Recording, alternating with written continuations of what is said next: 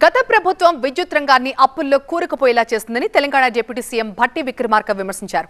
అయితే పరిపాలన చేతకాక ప్రభుత్వం ఇలాంటి ఆరోపణలు చేస్తోందని మాజీ మంత్రి జగదీష్ రెడ్డి కౌంటర్ ఇచ్చారు. ఆ బిగ్ ఫైట్ ఇప్పుడు చూద్దాం.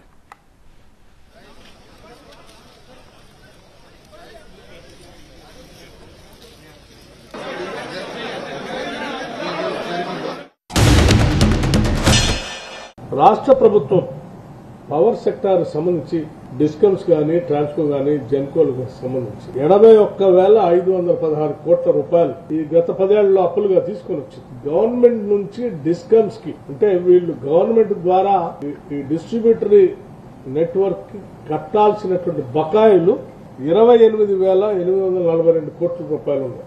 అంటే మొత్తం 1,10,358 కోట్ల రూపాయలు ఈరోజు రాష్ట్ర ప్రభుత్వం ద్వారా మనం అప్పుపడి ఉన్నాం. రాబోయే కొన్ని తరాలు కూడా తాకట్టు పెట్టేశారు.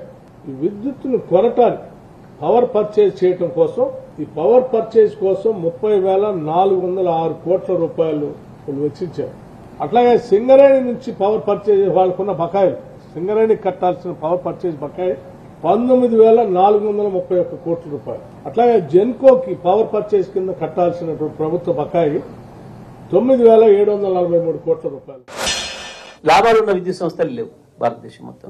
రాజస్థాన్, వీళ్ళు నిన్న మొన్న దాకా వెళ్ళిన రాజస్థాన్ లో 89,000 కోట్ల నష్టాలున్నాయి విద్యుత్ సంస్థలకి. అప్పు 53,000 కోట్ల అప్పు ఉంది. వీరు వెళ్ళిన రాజస్థాన్ లో, నిన్నటి వరకు ఉన్న రాజస్థాన్ లో 53,000 కోట్ల అప్పు, 89,000 కోట్ల నష్టాల్లో ఉన్నాయి రాజస్థాన్ విద్యుత్ సంస్థ. ఇంత చేస్తే కూడా ఏమన్నా విద్యుత్ రైతులకు ఇచ్చిందా అంటే అది లేదు. రైతులకు 6-7 గంటలకు మించి ఇస్తున్న వాళ్ళు లేరు. అప్పు చేసినా, అడుకొచ్చినా, ఇంకోటి చేసినా ఇక్కడ రైతులకు కడుపు నిండా ఇచ్చినాం. మేము ఏ నిమిషం కావాలంటే ఆ నిమిషం అందుబాటులో పెట్టినాం విద్యుత్ అన్ని రంగాల వినియోగదారులకి, రైతులతో సహా. అట్లా కూడా అబద్ధాలు మాట్లాడేంద్రు, ప్రజల ముందు నవలపాలైనరు.